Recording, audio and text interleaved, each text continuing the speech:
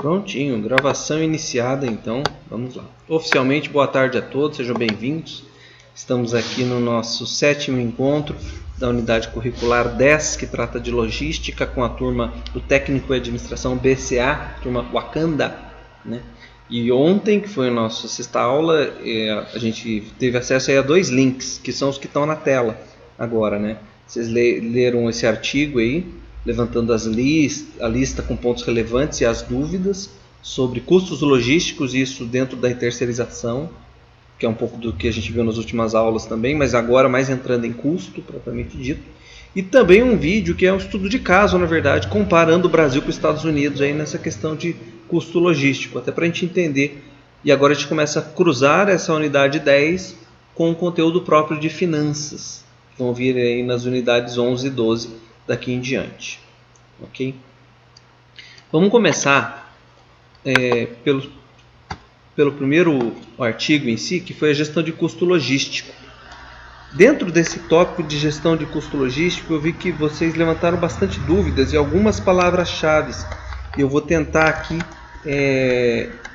explicar uma ou outra para que possa entender. Por exemplo, eu vi que alguns trouxeram, a Thaís, a Gabi, trouxeram a pergunta do que é know-how. Né? A palavra know-how é uma palavra realmente um pouco estranha, um pouco fora do conjunto, mas vamos entender know-how como um conhecimento prático que você tem que se aplica àquele mercado. É como se fosse uma bagagem sua.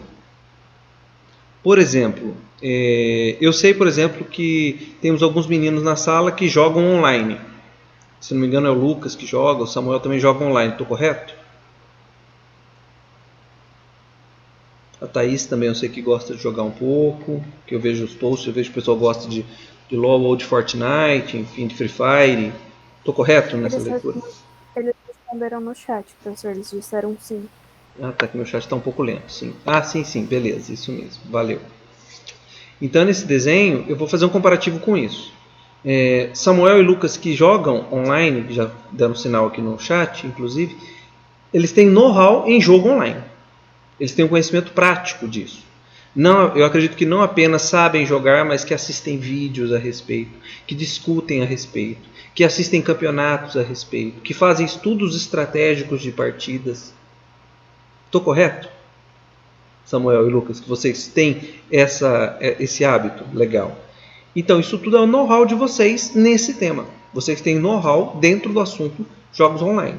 Cada um de nós tem um know-how. E o know-how logístico vai disso. É uma série de conhecimentos práticos que você tem dentro daquela realidade. Então, a gente já tem, por exemplo, know-how logístico quando o assunto é roteirização. Porque a gente sabe fazer roteirização. A gente fez a roteirização da padaria artesanal, lembra? Isso é um know-how nosso. Certo?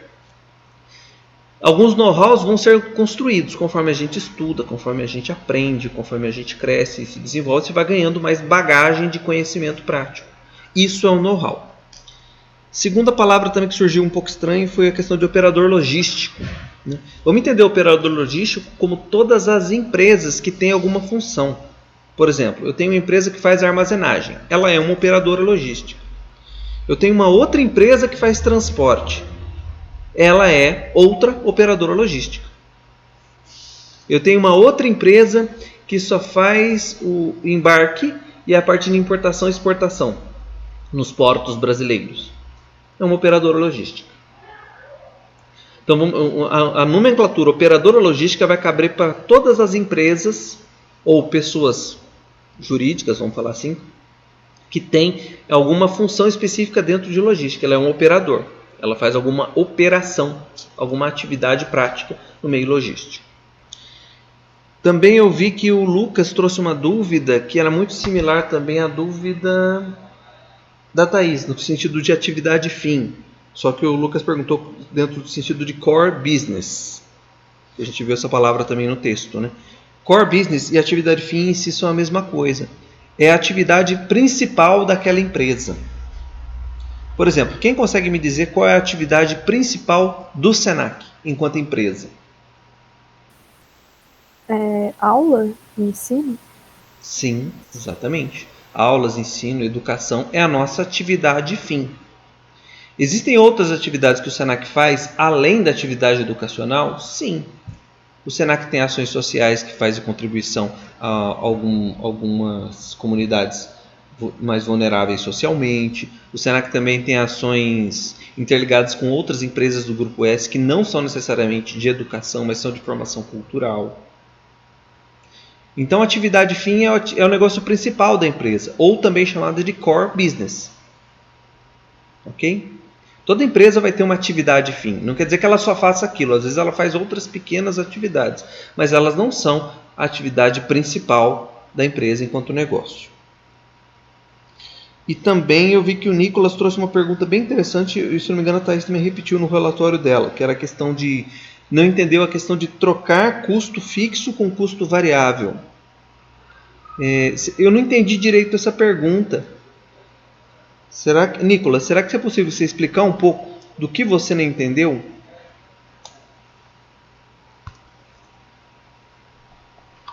Só para eu contextualizar isso melhor, acho que vai ficar mais fácil de explicar. Professor, eu não entendi a parte de qual a diferença entre um custo fixo de um variável, nessa parte de terceirização. Entendi. Mas vocês não viram custos ainda em nenhuma outra unidade curricular?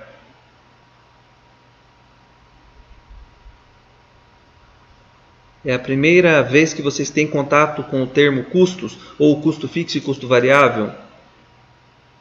Ou vocês já viram isso e só não conhecem dentro do conceito logístico?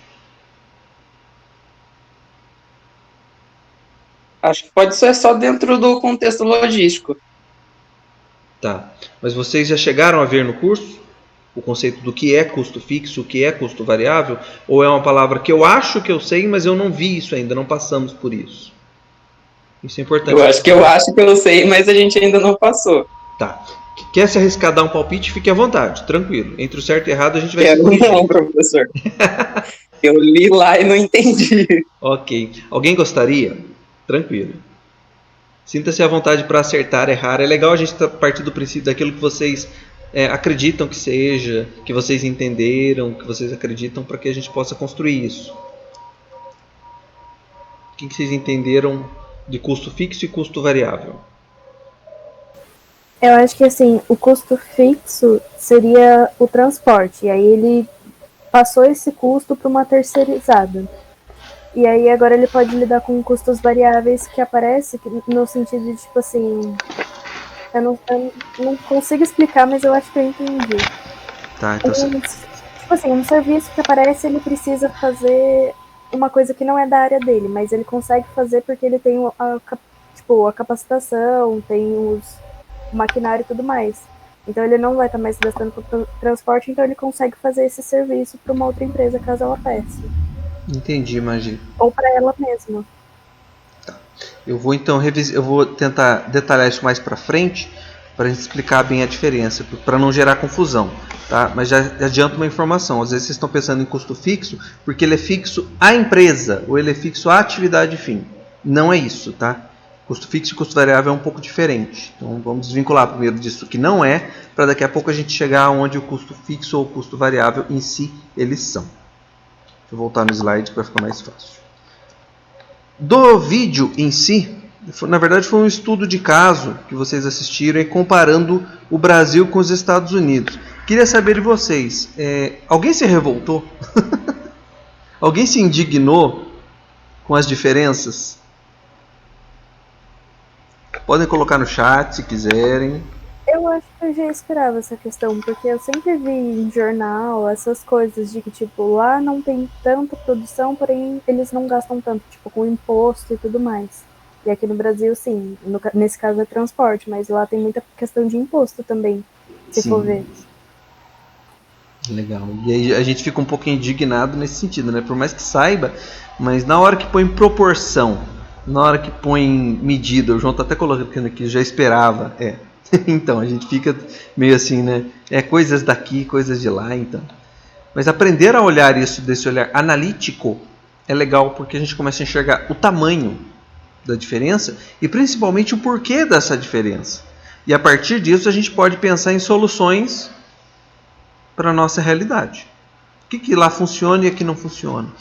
E tanto é que, não sei se vocês notaram, tem um detalhe no final do vídeo que ele mostra, quando eles entrevistam um filho do agricultor, que está lá nos Estados Unidos, ele falando que eles vão até o Brasil para investigar a produtividade do Brasil, para descobrir como é que o Brasil consegue produzir tão bem, para talvez investir aqui no Brasil. Olha que legal, por mais que eles estejam à nossa frente em muitos aspectos e no quadro geral, não quer dizer que eles não olhem para a gente como concorrente e não queiram aprender conosco.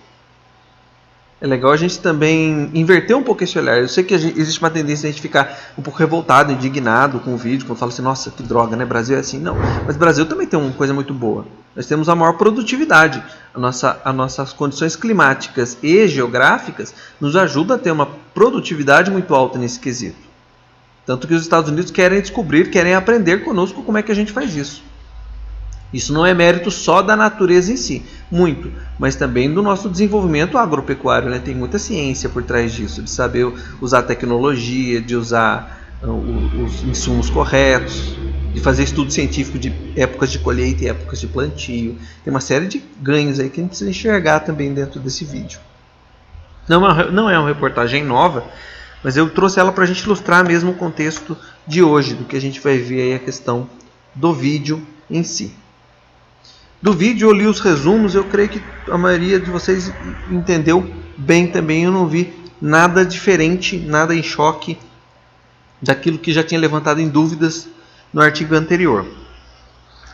Do vídeo, alguém gostaria de fazer algum comentário, fazer alguma pergunta?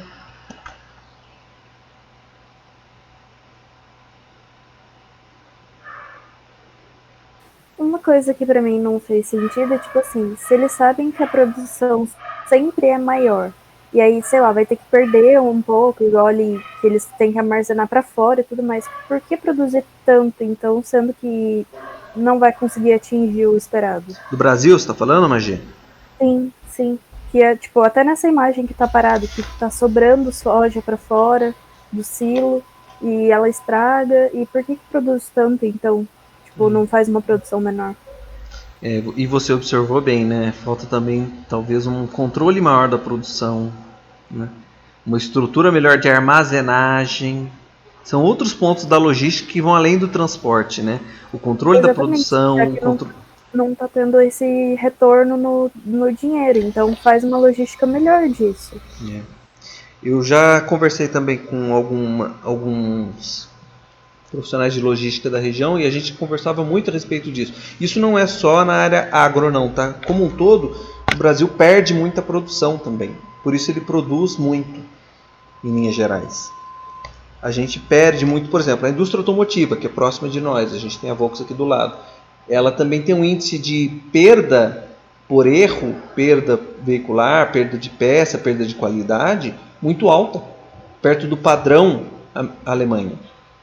Então, para compensar essa perda e você conseguir atingir uma produtividade vendável, produz-se mais para que esse ganho de perda compense a diferença, por mais que seja alto, para que eu tenha um volume de produtividade para abastecer o mercado. E o certo seria arrumar o erro antes de, tipo, fazer isso, né? Exatamente. Você, melhora a linha de produção e tudo mais, porque esse desperdício. Exatamente. Aí você começa a notar que investe-se também nessa distribuição logística entre transporte, armazenagem e produção, que seriam pilares logísticos. Desenvolveu-se muita produção, mas não necessariamente a armazenagem para acompanhar isso e muito menos o transporte para acompanhar isso. Nós temos uma produtividade muito alta. Em linhas gerais, sim. Não quer dizer que ela atinja a qualidade necessária e por conta disso falta condição de armazenamento e falta condição também de transporte.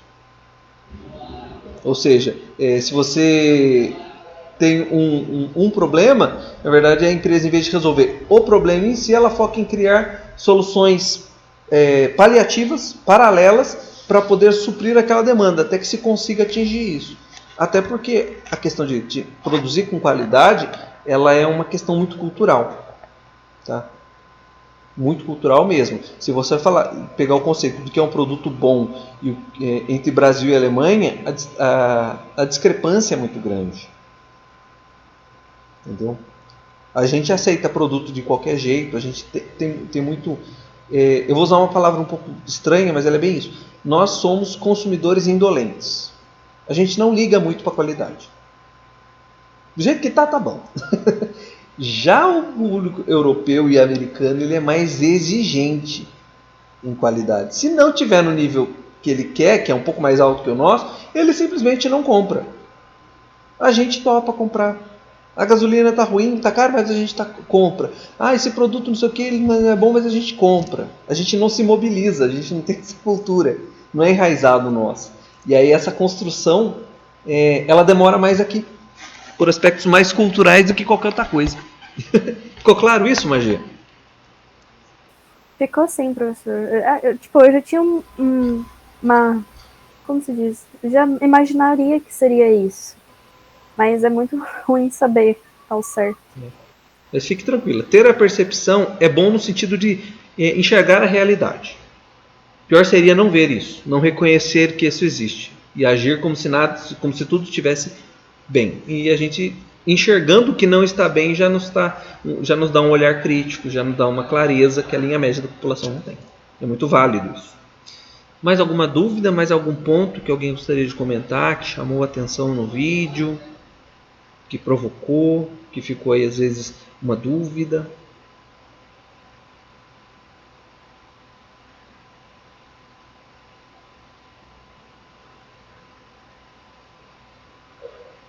Professor, só uma coisa que se é essa palavra. Atividade fim e know-how é a mesma coisa, certo? Na verdade, atividade fim e core business é a mesma coisa. É a atividade principal da empresa. Know-how é o seu conhecimento prático sobre algo. Lembra do exemplo dos meninos que jogam e que tem know-how e jogam online. Tá, obrigada. Beleza? Beleza. Vamos tirando as dúvidas assim que elas são importantes. Volto para o slide. Bom, vamos entrar então no tema em si. Vamos definir custo logístico hoje como esses custos que são relacionados à logística dentro de uma empresa. Então, custo logístico é todo custo que está de alguma forma relacionado com a logística. E aí ele vai estar dividido talvez em 10 principais custos. Vou até compartilhar depois com vocês esse link do CIS, que ele vai explicar um pouquinho do que são os 10 custos logísticos. Tem custo de transporte, tem custo para distribuir, tem custo para embalagem, tem custo para armazenar, tem custo por perda, custo por tributo, custo pelo produto, custo da falta do produto, custo de manutenção e custo de recurso humano. Esses são os principais custos quando a gente fala assim, custo logístico, vai se dividir em 10 pequenas partes aí. Eu vou passar rapidamente pelos 10 para a gente entender um pouquinho de cada um. O custo do transporte em si, ele é um dos maiores custos logísticos de uma empresa. Tá? E ele é apontado pelos gestores como um desafio. Afinal, as rodovias, como a gente viu no vídeo, são de péssima qualidade e nós temos um modal rodoviário muito presente na nossa economia hoje. O combustível tem um valor elevado, nós temos um dos combustíveis mais caros, apesar de sermos próprios produtores. E a gestão da frota também, que exige muito investimento, manutenção, atenção, enfim. Então, o transporte em si, ele já é um dos maiores custos logísticos. Além do transporte, tem o custo também de distribuição. E vamos entender distribuição como a logística de distribuição como um momento de receber o pedido, de separar a mercadoria. Lembra do vídeo da Natura? Recebeu o pedido da Natura, tem que separar a mercadoria, passar nas esteiras, ver qual produto é de quem, organizar dentro do caminhão as caixas para os seus destinos, encaminhar até o seu destino, que seja as mãos do cliente. Isso é muito complexo, que envolve muitas etapas, muitos pequenos movimentos. E aí percebe que tem muito gasto nessa etapa, que acumulados eles ficam grandes porque as atividades muitas vezes são feitas manualmente. Volto no vídeo da Natura. Lembra que por mais que tenha esteira passando o produto para separar, o meu pedido está ali, ele vai ser separado mecanicamente. Sim, mas no final, se dá uma diferença de peso, quem faz a checagem é um ser humano. Tem que ter uma pessoa para fazer a programação, para fazer a checagem do relatório de qualidade. Então, de alguma forma, passa também pela questão manual. E a distribuição se torna um custo também por isso. Tem também o custo da embalagem, que aqui vai afetar muitos outros processos logísticos, desde a gestão do estoque até a movimentação no transporte. E além disso, elas são aí extremamente necessárias para alcançar os objetivos do negócio, porque elas protegem o produto e melhoram a divulgação e a atração nas prateleiras. São os objetivos da embalagem. Lembra que a gente viu isso na unidade 9? Que aí a Malu até falou, isso a gente viu nas embalagens, os símbolos das embalagens. Sim, Objetivo: proteger o produto, melhorar a divulgação, porque ela aparece de alguma forma, eu torno isso mais visível no varejo, e aí atrai os olhares e o consumo na prateleira. Mas por permitirem que as cargas sejam disponibilizadas no tempo certo e nas condições adequadas, elas podem consumir aí uma boa parcela do orçamento do setor. E demandam atenção, especialmente no descarte, por ser uma preocupação ambiental. Algumas empresas têm feito a preocupação de embalagens que retornam, exatamente para que possa reaproveitar isso, mas eu tenho que pensar isso como custo, né? Eu mando o produto para lá completo, para ser entregue, mas a embalagem tem que voltar. Tá? Como que a embalagem volta? Até o produto sair do caminhão e ele desabastecer na prateleira e a embalagem ficar disponível para retorno, o caminhão já saiu. Qual é o caminhão que vai recolher essas embalagens? Notem que a gente vai ver depois, mais para frente nessa unidade, a questão de logística reversa, que é um pouco disso também. Como é que é a logística que trabalha de maneira sustentável, dando estrutura para que isso aconteça aí, né? Isso é logística reversa. Também o tópico da armazenagem como custo. E aí, não sei se vocês têm contato com alguém que trabalha no varejo ou no supermercado, que pode ser um exemplo muito legal, mas a armazenagem é um processo caro. Você recebeu um produto, tirou do caminhão, beleza, aí entrou no estoque, guardou, até você tirar ele do estoque e ir para a prateleira. Meu amigo, você manter ele no estoque, manter na temperatura certa, manter controlado em quantidade, ter uma pessoa para fazer essa segurança, essa checagem, para garantir o endereçamento, garantir que na hora que eu precise eu saiba localizar ele no meu estoque. Isso tudo tem custo, né? E tem que manter organizado, limpo e também pronto para repor o produto que está em falta no ponto de venda. Aí aparece alguém correndo, olha, tem que repor agora. Essa movimentação de saída da armazenagem tem que ser rápida, isso tudo gera custo. Eu tenho que ter equipamento, eu tenho que ter... Lembra da que a gente viu a estrutura de armazém? Tem que ter prateleira, tem que ter cantilever, tem que ter carrinho, tem que ter porta-pallet, tem que ter empilhadeira. Isso tudo gerando custo de armazenagem. Tem o custo também por perda. Lembrando aí que nenhum empreendedor ou empresa gosta de perder produto em estoque. No entanto, se não tiver cuidado, isso vai acontecer. Em supermercado, por exemplo, tem os alimentos que são perecíveis, alimentos refrigerados, ou que podem sofrer contaminação de alguma forma e que podem gerar perdas. Eu não sei, eu fiz essa pergunta, mas eu não sei se tem alguém aqui que tem parentes ou conhece pessoas que trabalham no supermercado. Se vocês quiserem colocar no chat, fiquem à vontade.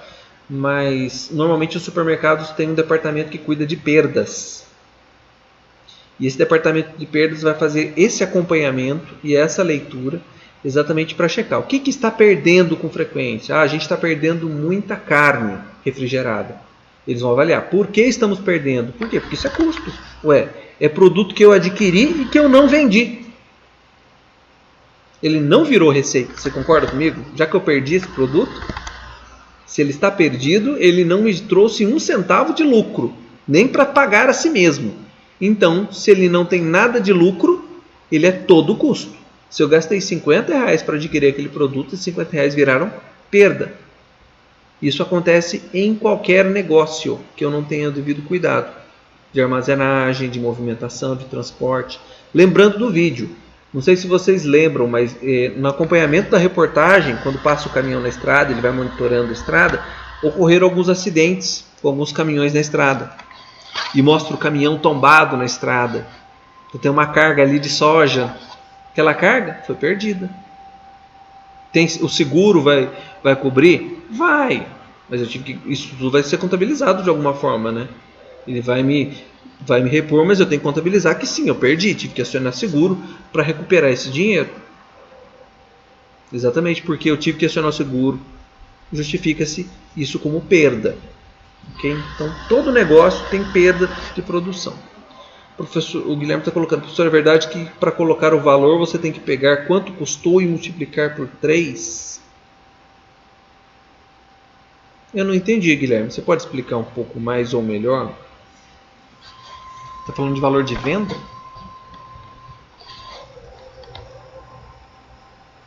Isso, valor de venda, entendi. Bom, eu já ouvi também essa matemática simples para pequenos empreendedores. Já ouvi também essa lógica. Mas para fins de detalhamento de custos, não é exatamente assim, tá? Isso é uma regra alta, mas ela não está muito longe da realidade em si. Mas quando você está numa indústria, numa empresa e precisa detalhar, você vai ver que ela acaba sendo mais refinada. Mas em média a gente tem sim. Eu já ouvi falar dessa máxima também. Tem também os custos por tributos, imposto, taxa. O Brasil é conhecido por ser complexo nesse aspecto e tem uma alta carga tributária. A gente tem uma das maiores cargas tributárias do mundo. E isso pesa nas empresas. É muito difícil ser empresário nesse aspecto. Os gastos com pagamento de tributos são altos e na logística vão ser identificados em muitos outros impostos, como, por exemplo, o ICMS, que é a circulação de mercadoria e serviços, ou o IPI, de produção industrial, para as indústrias em si. Isso pesa muito mesmo. Compartilhando rapidamente com vocês, para vocês entenderem como isso pesa. Eu tive um CNPJ meu durante um tempo, para prestar consultoria de marketing, e alguns meses a minha renda foi tão baixa, que ela só serviu para pagar os custos da minha empresa em si, dos impostos que ela tinha. Ela tinha impostos fixos, que mensalmente tinham que ser pagos, e em virtude disso, o dinheiro que entrava era literalmente para pagar as contas, e nada sobrava para mim. E aí, quando alguém fala assim, nossa, ser empresário nesse país é difícil? Sim. O custo fixo, né, e a proporcional dos impostos, ele é muito alto. Dependendo do negócio, chega a 25%, 40%, 50%. Dependendo do negócio, do ramo, enfim, que você se produz. O sétimo custo é o custo do produto em si, né? A matéria-prima em si, a gente viu isso em materiais produtivos, lembra-se? Não há como desconsiderar o custo de um produto dentro dessa conta. Afinal, tem o valor pago ao fornecedor por adquirir aquele item. Ainda que a revenda vai prever a recuperação do investimento, sim, porque eu vou vender isso, vai pagar esse custo. Lembrando da regra aí que o Guilherme trouxe a questão, né? Vou multiplicar por 3, então 1/3 disso é o custo do produto, né? Mas tem que ter atenção a isso, porque eles vão influenciar também na competitividade da empresa, principalmente no cenário que tenha muito concorrente, de alta concorrência. Então tem que pensar nos custos do produto em si, da minha matéria-prima, se ela estiver muito cara, isso vai afetar o meu negócio também. Ou seja, como diz o 8 aqui, o custo da falta do produto. Quando você não tem um produto no estoque, isso também gera um custo. Opa, Cadu, isso eu não sabia, professor, isso é novo. Então, ele também tem o nome de ruptura, e é o que nós chamamos de deixar faltar uma mercadoria na prateleira. Isso é muito prejudicial, porque ele faz dois fatores. Primeiro, ele faz o que nós chamamos de queda de faturamento. Eu tenho, digamos, que a pessoa que vai no supermercado, vou pegar um exemplo qualquer de um de nós, você vai no supermercado fazer compra e quer comprar detergente. Está na lista do supermercado, você não colocou lá detergente. Você vai até a prateleira de detergente para comprar o detergente que você gosta e não tem. Se não tem, primeiro prejuízo. Eu perdi uma venda. Tinha ali um cliente disposto, uma demanda pronta a ser atendida, louco para o dinheiro sair dali e cair na minha empresa, na minha conta, e isso não vai acontecer porque o produto não chegou lá disponível para venda na hora certa, no tempo certo. A logística falhou. Isso é a primeira coisa que a gente identifica. Perdi faturamento. Segundo, eu dei espaço, eu dei janela para concorrência. Por quê? Se você está no supermercado para comprar detergente e não tem o detergente que você quer, você não volta para casa sem o detergente. Você vai na prateleira da concorrência e pega o produto da concorrência. Aí você experimenta.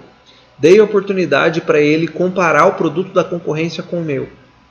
Dei espaço para uma discussão que eu não precisava. Nossa, o produto da concorrência é melhor. O produto da concorrência, apesar de ser um pouco mais caro, sabe, ele compensa mais. Pronto. Possivelmente eu perdi não só aquela venda, mas algumas vendas futuras em virtude disso. Então, quando a gente fala de falta do produto, a falta do produto é um custo que é um pouco mais difícil de mensurar, mas do ponto de vista de relacionamento com o consumidor, ele tem uma perda a longo prazo muito grande. O nono custo é o custo de manutenção. São os gastos que vão ser considerados no cálculo. Para que a logística funcione, você precisa de equipamento, recurso e precisa passar por manutenção. Seja manutenção preventiva, antes que a máquina quebre, ou manutenção corretiva, depois que a máquina quebrou. Seja nos veículos, nas empilhadeiras, nos equipamentos, software, no computador. Isso faz parte do custo logístico do seu negócio. Você manter todos eles funcionando, né? E aí a manutenção preditiva sempre é a mais barata. Por quê? Porque a preditiva você imagina que o equipamento está precisando de manutenção. Você sabe que a cada 10 mil quilômetros tem que trocar pneu do carro.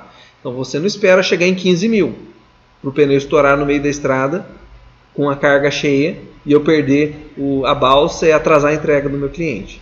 Eu não espero isso acontecer. Então o preditivo, eu encosto o caminhão antes desse prazo para fazer a troca dos pneus, antes que o pneu estoure, para manter o equipamento sempre em condição de funcionamento. Mas muitas empresas não fazem isso, e aí trabalham corretivamente, aí sempre tem um buraco para tampar. É a vida de bombeiro, sempre tem um incêndio acontecendo. A máquina quebrou, mas não era previsível que fosse quebrar, não tem que fazer manutenção com frequência. Isso vale para todos os equipamentos logísticos. Estou dando exemplo aqui de um caminhão, mas vale para tudo do logístico. O Guilherme está colocando que algumas vezes é melhor quebrar. Como assim, Gui? E ter reserva? Eu não entendi. Por exemplo, na Gerdau, a ponte rolante é muito grande. Eles normalmente deixam o rolamento, pistão lá de reserva, daí assim que quebra eles já trocam já, porque é melhor ficar parando. Entendi. Mas notem que até mesmo essa questão de deixar quebrar, eu deixo quebrar porque eu sei que tem um equipamento reserva que vai entrar em cena quando ele quebrar, e que já está pronto para acionar. Então, na verdade, isso também não é exatamente corretivo, né? Porque, na verdade, eu estou trabalhando dentro daquilo que eu sei que vai acontecer. Eu só espero que ele aconteça, mas dentro do ambiente controlado. Que é o exemplo da ponte rolante mesmo, né? A ponte rolante está ali, ela não vai sair dali, querendo ou não, ela parou, vem outra e faz o mesmo trabalho enquanto aquela está em manutenção. E vice-versa. Ficou claro isso? De alguma forma isso também não é necessariamente corretivo. Isso também é preditivo. E o último custo é o custo do recurso humano em si. Ou seja, todo funcionário logístico, eu vou precisar de gente para cuidar do armazém, gente para pilotar a empilhadeira, gente para pegar as coisas no armazém e para guardar as coisas no armazém, gente para checar a nota fiscal. Vou precisar de pessoas, né? Então todas as pessoas que trabalham com logística vão ser aí os recursos humanos de trabalho. Esses são os 10 custos logísticos em si. Eu também trouxe um conceito de PIB para a gente entender. Até porque vocês vão ver que quando a gente fala de avaliar o custo logístico de uma empresa, ele sempre é comparado, o custo logístico como um todo, até porque ele faz referência à estrutura no nosso país, ele toma como referência o PIB, para poder comparar um país com outro. Né? Então, como é que eu descubro se o Brasil produziu mais riqueza ou menos riqueza do que os Estados Unidos? Comparando o PIB. E eu trouxe um vídeo para passar para vocês. Eu sei que aqui às vezes tem algum problema de execução, mas eu vou tentar fazer o compartilhamento com o som. Vamos ver se funciona. Se não funcionar, vocês me avisem, ok? Eu sei que agora tem que mudar, tem que fazer o compartilhamento com áudio.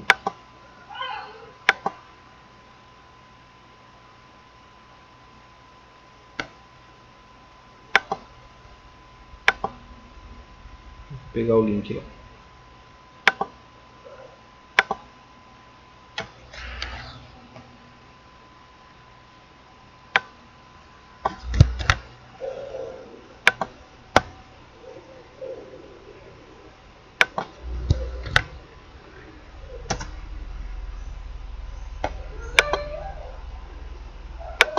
De novo, vou ver se agora vai.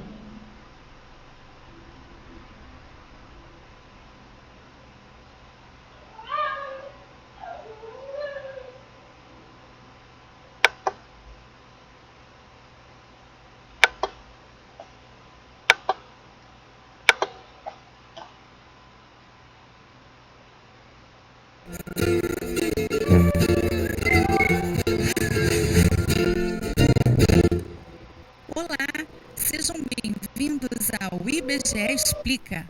Hoje falaremos sobre um popstar. O PIB, Produto Interno Bruto. Todo mundo já ouviu falar do PIB, rola maior frisson quando ele aparece. Muitos o consideram como o principal termômetro de uma economia. Mas por que tanta histeria? Para começar nossa conversa, vamos definir o que é o PIB. Ele é a soma de todos os bens e serviços finais produzidos por um país, geralmente em um ano. Todos os países do mundo calculam seu PIB nas suas respectivas moedas. O PIB do Brasil em 2015, por exemplo, foi de 5,9 trilhões em valores correntes. Para você entender melhor, vamos imaginar um país chamado Pãolândia, que não possui relações com o exterior e produz apenas trigo, farinha de trigo e pão. Nele foram produzidos o equivalente a R$100 de trigo. Todos os R$100 de trigo foram usados para produzir R$200 de farinha de trigo, que por sua vez foram todos usados para produzir o equivalente a R$300 de pão. O PIB de Pãolândia é, portanto, de R$300. Talvez você esteja se perguntando, mas e os valores relativos ao trigo e à farinha? Como vimos na definição do PIB, o que entra no cálculo são os bens e serviços finais. O termo finais é para não cairmos no erro da dupla contagem. Afinal de contas, o vendedor do produto final, o pão, pagou pela farinha que comprou. Sua renda não é de 300, mas sim de R$100. E é isso o que ele vai guardar em seu cofrinho. Analisemos de outra forma. Vamos supor que um cliente compre todo o pão do padeiro por R$300. Desses 300, o padeiro gastou 200 na compra da farinha de trigo. O produtor de farinha, por sua vez, pagou R$100 ao produtor de trigo.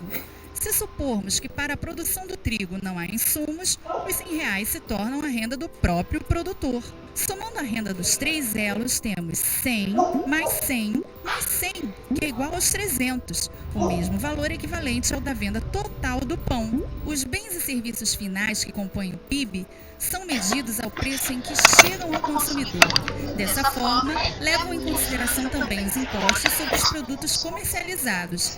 No exemplo anterior, caso houvesse um governo que cobrasse um imposto de R$10 sobre a venda do pão naquele período, o PIB seria então de R$300 mais R$10 igual a R$310. Bom, tendo tudo isso em vista, podemos dizer que o PIB é o total da riqueza existente no país, certo? Errado, não podemos. Esse é um equívoco muito comum, pois dá a sensação de que o PIB seria um estoque de valor que existe na economia, como uma espécie de tesouro nacional. Mas, na realidade, o PIB é um indicador de fluxo de novos bens e serviços finais produzidos durante um período. Então, se, por exemplo, um mago muito poderoso usa um feitiço que congela todo um país por um ano, o PIB desse país nesse ano será nulo. Para o cálculo do PIB são utilizados diversos dados, alguns produzidos pelo IBGE e outros de fontes externas. É como se cada pesquisa ou fonte de informação utilizada fosse uma peça de um quebra-cabeça que, quando encaixadas, formam o PIB. Senhoras e senhores, com vocês, o PIB! Não é à toa que ele é considerado um popstar. Sua apresentação leva a plateia de economistas, políticos, empresários, entre outros, à loucura. A partir de sua performance, podemos fazer um show de análises, como traçar a evolução do PIB no tempo, comparando seu desempenho ano a ano, fazer comparações internacionais do tamanho das economias dos diversos países, analisar o PIB per capita, divisão do PIB pelo número de habitantes. Esse resultado mede quanto do PIB caberia a cada indivíduo de um país se todos recebessem partes iguais. Realmente, o PIB dá o que falar. Contudo, ele é apenas um indicador, uma espécie de indicador síntese de uma economia. Ele ajuda a compreender um país, mas não expressa importantes fatores como distribuição de renda, qualidade de vida, educação e saúde. Um país pode ter um PIB relativamente baixo, como no caso da Islândia, mas ter um altíssimo padrão de vida. Ou, como no caso da Índia, pode ter um PIB alto e um padrão de vida relativamente baixo. Por hoje é só. Então curta e compartilhe nossos vídeos e não deixe também de assinar o nosso canal e nos ajudar a disseminar informação pelo país. Até a próxima!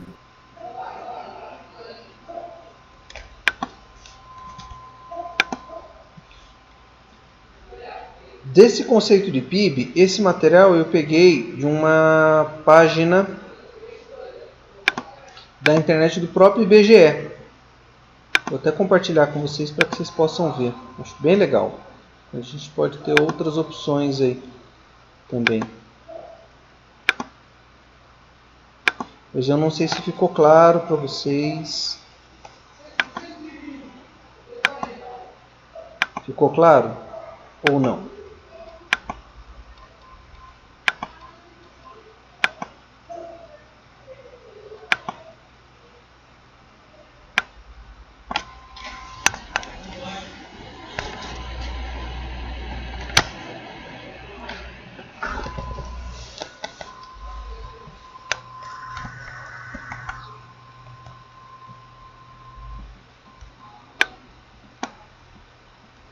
Ficou claro? Ok, o Nicolas também colocou que ficou, beleza.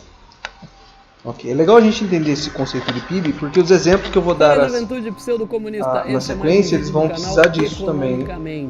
Em época de eleição, como que nós estamos vivendo agora, é muito comum ficar uma discussão, PIB para cá. Pronto. Deixa eu só voltar no compartilhamento do slide, que fica mais fácil para a gente seguir.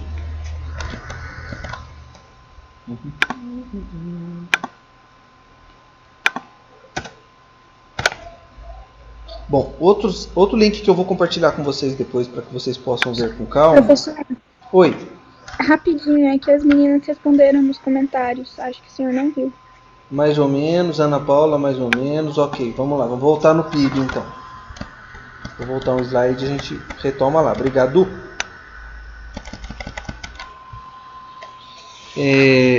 O vídeo mostrou a questão do PIB, como vai somar tudo que é feito, mas todos os bens e serviços finais. Ou seja, uma indústria que vai produzir o aço não vai contabilizar o PIB em si, porque só vai contabilizar esse aço quando ele se transformar no produto final. Qual seria o produto final de uma indústria dessa com aço? Um carro, um caminhão? Sim. Não sei, acho que... Porque é o produto final, depois é o final da cadeia logística, né? Se você pensar numa cadeia logística dos materiais, eu retiro o minério de ferro, eu vou lá, processo o minério de ferro, depois eu transformo ele numa chapa de aço. Essa chapa de aço vai para a indústria automotiva, ela é cortada, faz um carro, e esse carro é vendido para o consumidor final. O consumidor final é a última etapa desse processo, porque esse produto não vai sofrer mais transformação nenhuma. Eu só não entendi uma coisa. Vai ser o valor que ele teve que pagar para fazer ou o valor já com o lucro dele? É o valor do produto final vendido. Esse carro foi vendido por 50 mil reais, quer dizer que nós temos aí 50 mil reais contabilizados no PIB. Porque dentro desses 50 mil está somado tudo. Né? Está somado inclusive todos os valores proporcionais a isso. Todos os valores que foram utilizados para processar o minério de ferro, para fazer a chapa de aço, para cortar a chapa de aço, para montar o veículo. Tudo está embutido dentro desse valor. Né? Para que isso não seja duplicado ou seja triplicado. Ficou claro isso? Sim. Beleza. E eu estou dando aqui uma medida do PIB para a gente entender, né? Do ano passado a gente fechou aí o PIB em 7,3 trilhões de reais. Nesse ano, no ano passado, o último trimestre foi aí de quase 2 bilhões ao total, né? 1,8 bilhões, então a gente teve quase 2 bilhões só em 3 meses aí. Tudo que foi comprado dentro do território nacional. Ok? Vamos seguir então. Aqui. Vou deixar esse link, como eu disse, da Ilus. A Ilus é uma consultoria de logística bem legal. O site deles é bem bacana, que vai mostrar muitas informações para a gente entender essa questão do transporte versus PIB no país. Por isso que eu estou trazendo o conceito de PIB hoje aqui no custo. Para a gente entender como é que transporte e PIB se encontram e que aspectos, que pesos que trazem nessa discussão de custos. Vamos lá. Primeiro gráfico para a gente entender isso melhor. E eu vou escolher um voluntário aqui, vamos lá, para nos opinar o que entendeu desse gráfico aqui. Vamos fazer um exercício de interpretar alguns gráficos que vai nos ajudar com isso. Eu vou lá na nossa lista. Deixa eu ver quem está aqui. E aleatoriamente eu fui lá para Daniela. Vamos lá, Dani. Daniela. Oi, prof. É contigo. Esse gráfico que está aí na tela, o que você entende desse gráfico? Que o laranjinha, que representa o transporte, ele está sempre numa mesma média, tipo, entre 6 e 7. Ele nunca cai abaixo disso. Legal. O estoque, ele também se mantém numa média de 3, 4, na maioria das vezes 3. E armazenamento e armazenagem e administrativo são os dois menores e continuam também tendo a mesma média de armazenagem de 6, 7 até 8 e o administrativo ele sempre se mantém em 4. Legal. Ok. A linha média geral, ela fica girando em torno de quanto? Máximo e mínimo. O total disso tudo. Qual é o menor custo logístico que você encontra aqui total? Acho que do ano de 2010, não sei se eu estou certa. Corretíssima, isso mesmo. O ano de 2010 foi o ano que a gente teve o menor custo logístico no país em relação ao PIB. Agora a gente vai entender isso melhor. Obrigado, Dani. Show. Pode falar, que alguém perguntou aí. No caso, isso é bom. O menor custo logístico. Sim, quanto menor o custo, melhor para nós. Ok. Vamos pensar que, como se o Brasil fosse uma grande empresa, e em si ele é, de certa forma ele é, né? Só não tem CNPJ, mas ele teria o seu faturamento com o nome de PIB. Né? O faturamento, né, é o dinheiro que entrou. Né? O dinheiro que nós conseguimos aí contabilizar dentro da nossa empresa chamada País Brasil. Só que desse dinheiro todo que entrou, eu tenho que usar uma parte desse dinheiro para pagar os custos. E uma parte dos custos são os custos logísticos, que vão se dividir entre transporte, estoque, armazenagem e administrativo. De todo o meu PIB, 10% do PIB, no mínimo, equivale a custo logístico no país. E no máximo ele chega em 12,2, se não me engano, em 2015. Então ele fica girando aí numa faixa de 10 a 12. 11 mais ou menos em média. Pergunto, vocês acham que esse custo é alto ou esse custo é baixo?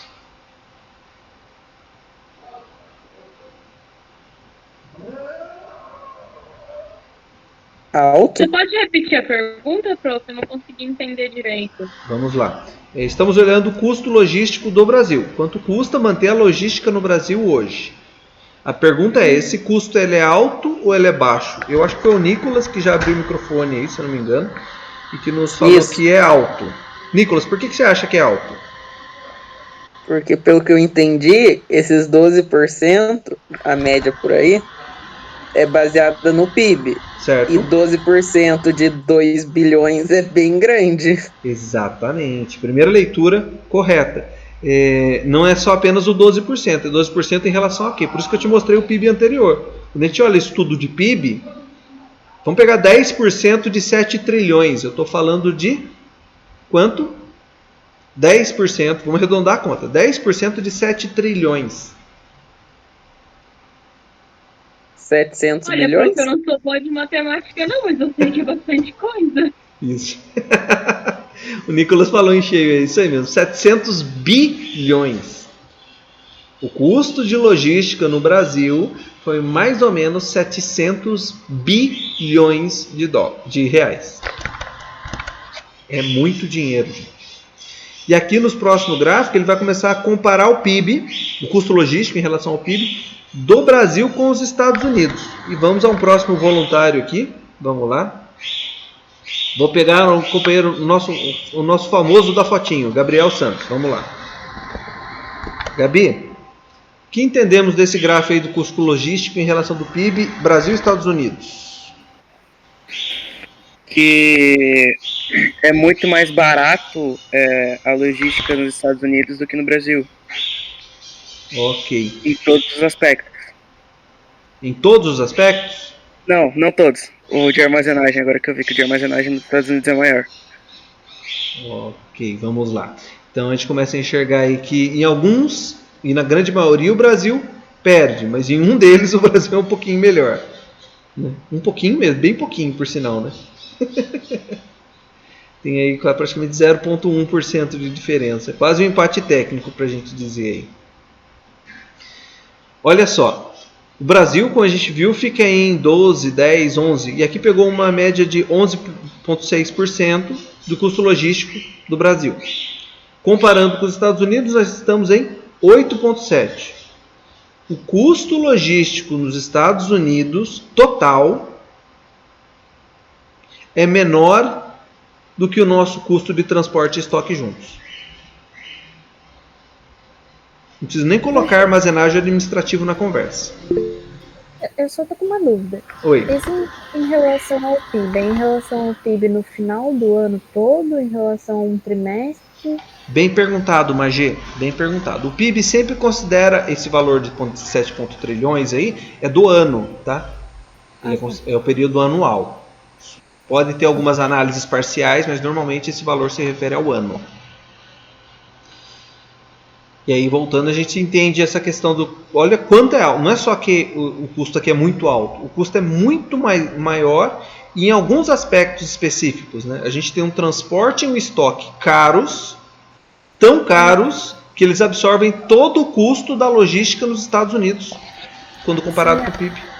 A Letícia colocou no chat isso, eu acho. Isso, é relacionante viu no vídeo, sim, o custo alto do transporte no Brasil, exatamente. Aquele vídeo ilustra isso e aqui a gente está mostrando em números essa medida. Professor. Oi. Mas com relação ao transporte não é surpresa nenhuma, principalmente porque quando a gente estava nos estudos dos modais e a gente viu a pouquíssima infraestrutura que o nosso país tem para isso, o investimento, ainda que pouco, em um modal específico, perdendo faz perder totalmente o sentido e a eficácia dos outros modais, e já era de se esperar que a gente fosse ter um prejuízo muito maior com relação a isso, porque não dá para você lucrar em cima de uma coisa que na logística já está errada. Exatamente. Por isso foi legal a gente ter começado o transporte, porque a gente começa a enxergar isso melhor. Oi, Dani. A Ana falou do investimento em um único modal, e mesmo esse investimento que acontece, não acontece da maneira certa, porque tipo, o investimento no modal rodoviário é o maior do país, mas as estradas estão cheias de buraco, ou seja, mesmo esse investimento é feito da maneira mais nada a ver possível. E aí há de se pensar, mesmo que eu tivesse as melhores estradas do mundo, será que resolveria? Não sei. Eu também fico até nessa dúvida, sabia? Se seria só de corrigir um modal em si, mas pensar nos modais e no transporte como essa intermodalidade. Que a gente viu, por exemplo, na questão, quem trabalhou no duto viário viu isso, que o duto viário não trabalha sozinho, né? O duto viário ele vai depender um pouco do aquaviário, um pouco do rodoviário para poder funcionar. E se tudo no Brasil funcionasse um pouco mais intermodal e menos único modal? Oi. Eu acho que mesmo se fosse feito o investimento certo nas áreas certas no modal rodoviário, eu acho que melhoraria um pouco. Mas por causa da extensão do Brasil, eu acho que o rodoviário não é o mais interessante entre estados. Você viu também nos Estados Unidos a questão que eles atravessam o estado inteiro usando o aquaviário nos rios, né? Isso. Aqui seria interessante trem, rio também. Sim, por que não, né? Tem também o dutoviário, que é muito interessante para... Tipo, se tiver mais investimento, eu acho que ele seria uma boa opção. Tipo, estudar mais ele, ver as opções, se é viável, eu acho uma boa maneira. Isso mesmo. Colocando mais um gráfico aqui pra gente entender. E agora eu vou... Oi, Magê, pode falar. Uma fala rápida. É ruim porque tipo, não tem solução para nada. Mas nos Estados Unidos eles usam muito o meio aquático, né? Para fazer esse transporte e tudo mais. E eles são um dos maiores poluentes também. Sim. Tudo tem seu preço, né? Mas tá dentro, às vezes, do custo. Aí manter isso também, né? E aí a gente tem aqui no Brasil o rodoviário, que é muito poluente. Então o que a gente faz? Não tem, na verdade, uma solução pronta e fácil de encaixar, né? Se houvesse, já teria implantado. Talvez um estudo aí mais aprofundado e mais detalhado disso tudo, né? Assim como tem as cidades projetadas, por que não ter um sistema de transporte modal projetado e adequado para isso, né? A Malu até colocou, não faz, por enquanto, não é simples assim o fazer ou não fazer, a gente fica nessa dúvida, né? Mas é legal porque a gente começa a enxergar isso tudo e saber também que a solução não é tão simples, não é de todo ruim, mas que exige estudo, exige a gente pegar esses dados e começar a olhar eles com essa maturidade, com essa qualidade que a gente está vendo. No Japão, o modal de transporte são quase todos que não poluem o meio ambiente, o caso dos trilhos, né? Os trens são movidos energia solar, os caminhões também, os ônibus também. Então, quase toda a energia deles é energia limpa, né? Não se usa mais, não se usa mais combustível. Eu acho que vai mudar, sim. Até porque existe uma legislação aí para os carros elétricos entrarem de vez no país. Então, é questão de tempo, as coisas vão se adequando aí, vão encontrando soluções. Mas os preços da placa para captação de energia solar aumentaram. Sim. É quase inviável agora se ter energia solar. É aquela questão de oferta e demanda, né? Começa a ter muita demanda, começa a subir o preço da oferta. Muita calma, senão a gente surta. Aqui a gente coloca também um gráfico agora falando um pouco do TKU. Vamos pegar um outro voluntário, eu queria aqui, Samuel Zanini, vamos lá no final da lista. Companheiro Samuel, o que entendemos desse gráfico aqui, do custo de transporte ferroviário? Olha, pelo que eu posso analisar do gráfico, a gente pode perceber que no transporte ferroviário o Brasil sai mais caro. Uhum. E eu não esperava que a China fosse ser o mais barato, eu achei que os Estados Unidos fosse ficar barato. Surpreende a gente, chega a ser, então, e chega a ser um pouco irônico, professor, porque o Brasil é o mais caro. Faz parte, companheiro, faz parte. Bem observado. Samuel, você já tinha ouvido falar dessa medida, dessa unidade de medida aí chamada TKU, ou tonelada de quilômetro útil? Não. Ok. Essa é uma unidade que vai medir esforço. Assim como a gente tem os joules que medem energia, vamos pensar em TKU como medida de esforço mesmo. E quanto mais esforço, quer dizer que a empresa tem que fazer, o Brasil vai ter que fazer mais esforço para fazer o seu transporte aqui, comparando com os Estados Unidos, e principalmente com a China, como você observou, né? E a proporção dessa diferença também assusta, né? Se você pegar o esforço do Brasil e o esforço da China, a gente está falando aí de um esforço que é mais ou menos 3 vezes isso, né? 3 vezes menor. Isso. Então a gente começa a ver que o ferroviário que está instalado no Brasil, ele é uma boa saída? Mas hoje ele gera muito esforço para transportar tudo que precisa, né? Então isso não é produtivo também, ou seja, o ferroviário hoje ele ainda não está numa medida adequada, seja pelo tamanho, porque a gente viu, ele ainda não cobre toda a nossa região, mas também pela qualidade do nosso sistema ferroviário, né? Lembra de uma fala do americano do vídeo, que a gente viu ontem, ele falando que a nossa malha ferroviária equivale a uma malha ferroviária de 100 anos atrás? Sim, sim. Isso assusta, né? Você fala assim, putz, eu estou usando equipamento velho, cara. Eu estou usando equipamento velho pra caramba. Enquanto tá todo mundo usando produto novo, eu estou usando equipamento velho. Valeu. Obrigado, Samuel. Tamo junto, senhor. Vamos para mais um agora. O legal dos gráficos é a gente poder fazer essa leitura aqui. E agora vamos lá com a companheira Maria Luísa Belloni. Vamos ver se eu consigo. Oi. Vamos lá. O gráfico é de velocidade média de percurso. O que entendemos desse gráfico, companheiro? É uma comparação também, que nem outro gráfico, só que agora a China, ela desempenha um papel muito maior do que o Brasil, por exemplo. Não muito, mas tem uma diferença. E é a China em primeiro lugar, Estados Unidos e Brasil. Ok. Aqui está falando de velocidade. Qual é o ganho que a velocidade traz? Tempo é dinheiro. Tempo é dinheiro. Exatamente. Isso mesmo. Legal a gente pensar nisso, né? Fala assim, logística também é entregar, mas entregar rapidamente, né? Que isso seja eficiente em tempo também. Quanto mais demorado, mais caro. E a velocidade média de percurso, olha só a diferença de velocidade média do Brasil para a China. É quase o dobro.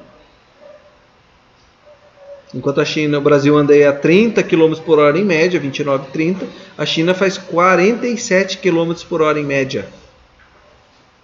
E aí a gente lembra do trem-bala que não aconteceu, a gente lembra de algumas coisas que poderiam melhorar esse índice e que não aconteceram. Fica claro isso?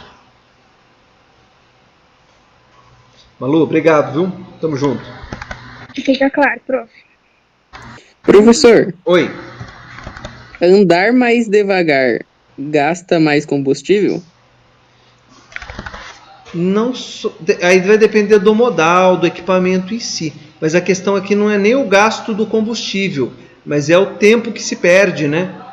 O produto que poderia estar lá antes disponibilizaria o modal para fazer um outro transporte nesse intervalo de tempo. Uhum.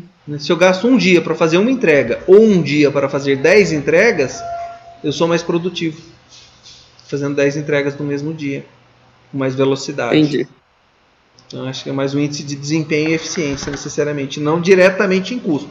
Mas ele também deve trazer reflexo em custo de alguma forma. Sua análise não deve estar toda errada, não. Aqui a gente está falando de exportação de container, entrando um pouco na malha aquaviária, hein? Vou pegar mais um voluntário agora. E agora eu vou lá para o meio da lista com o companheiro.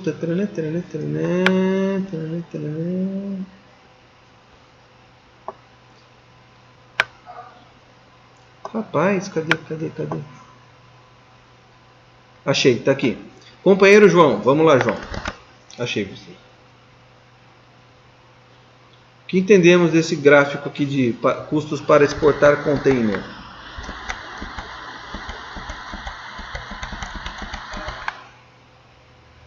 Vamos ver se o João está me ouvindo ou está no chat. Vamos ver o que ele aparece.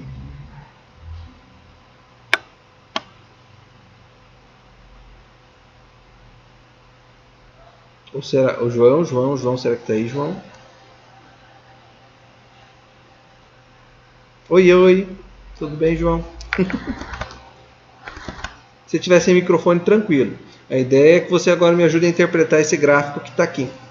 Você pode digitar ou pode me abrir o microfone e falar. O que entendemos desse gráfico aí de exportação de container? Basicamente está falando aí da exportação de container de alguns países e alguns custos em dólares.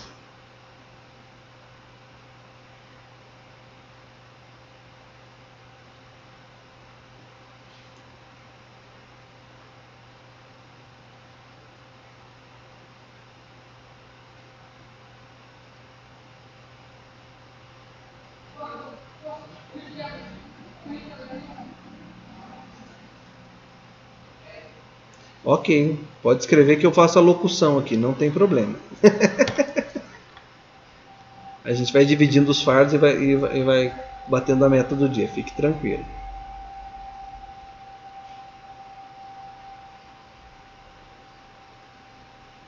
Você não consegue enxergar o que está escrito? Você está no celular, é isso? Às vezes no celular fica difícil. Tranquilo, então depois eu volto aqui porque o número realmente ele fica pequenininho. Você pega um gráfico melhor para você, João, tranquilo. Vou pegar alguém que talvez esteja com um computador aí que fica mais fácil. Vamos lá. Ana, você está com o computador aí? Prof, tô no céu. Tô no celular. Ok.